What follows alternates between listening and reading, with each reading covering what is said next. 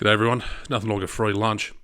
Anyway, welcome to this edition of DURKO's Notebook for the US Grand Prix. Really got a lot to talk about, so pull up a pew, sit back, relax and enjoy the show.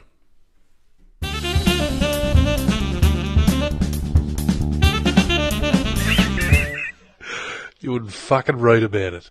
So for the 10th time, the US Grand Prix has been held at COTA, the Circuit of the Americas outside Austin, Texas. Now, unfortunately, the only problem with COTA is it's in a bastard of a spot way out of town, and it's a long bus journey to get there from downtown, the centre of Austin City itself. But once you get there, it's an amazing facility.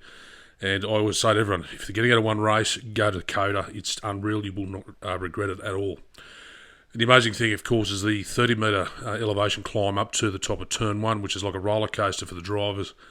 And as a spectator, watching them come up that hill and just still stand on the brakes to get around Turn 1 is a feat in itself.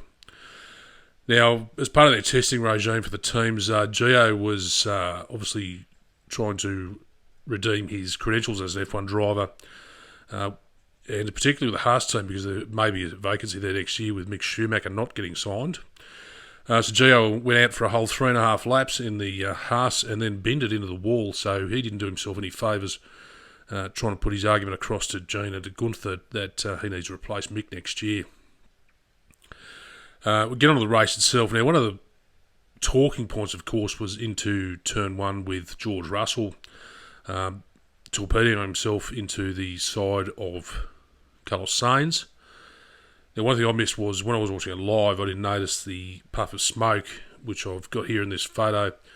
You can see a glimmer of smoke. He did lock up the left slightly, then the right, as he came to the top of Turn 1. And you can see from the steering lock angle that it's got, he was literally trying to turn into the corner, but he's understeered. Effectively, you could say the tyres were mediocre cold, mediocre warm. As he's got into the side of Sainz, that could be the reason that he T-boned him and spun him round. And of course, Sainz had to retire with an immediate water leak. They didn't want to cook that engine, trying to get to the end of the season on it. But Russell obviously got a 5-second penalty for that.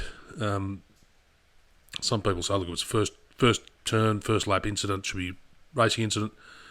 I think he should have got a 10-second penalty myself, only because he just went into it too hot and it didn't pay for him when he understeered into the side of Sainz. So I think he should have got a 10-second penalty for that incident. The first half of the race was okay, I guess, because there's never really been a bad race at COTA, of course, but the first half of the race was not as exciting as the second half, because it really came alive halfway through the race. Now, the big talking point, of course, was Stroll going to the side, or going in front of his future teammate, Alonso. Now, down that back straight, it is just one long straight and is wide. And clearly, Alonso had the flow, had the drag effect being right behind Stroll, and then he's got out to go around him, and for some reason, you can see Stroll's on board, he immediately turns and just positions his car in front of Alonso, who's going to go flying past him. So I think it was a completely stupid and idiotic move by Stroll. He says, I gave Nando enough room, but clearly when you move in front of a car that's going faster than you, you're going to hit each other. So the clown of the week has got to be Lance Stroll for that move on Nando, and I think he's got a 3-place grid penalty coming up next weekend in Mexico, which I think's probably fair, and to have to go back to Dad and say, sorry, I've bent another car, is enough penalty in itself.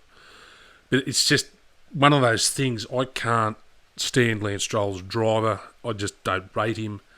And it's moves like that, I sometimes think, I don't know what's going through his head when he thinks about pulling those moves.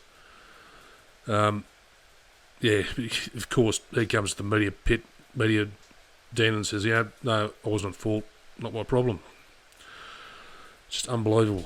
But for the second half of the race, it was really great racing on all levels at the back, the midfield and the front. Obviously, Max and Lewis playing with each other.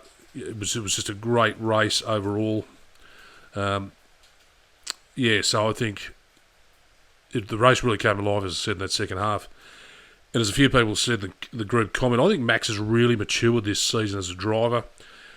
I'm not going to go into all the stuff he's done in the past. He can blow off a bit, but I think as a driver he's really matured. He's got the 13 wins this season so far, and I think he's going to keep going until he says, "Nope, I've had enough," and leaves Red Bull to retire.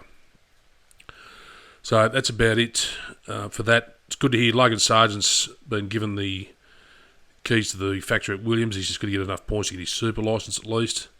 And as I said, yeah, G, I think he's talked his way out of a hard seat for next year with that drive in FP1 that he did. It's just, I can't see him going anywhere with that. So that's about it for this edition of DURKO's Notebook, and I'll be back next week with the notebook from Mexico. Until then, thanks for watching. Bye-bye.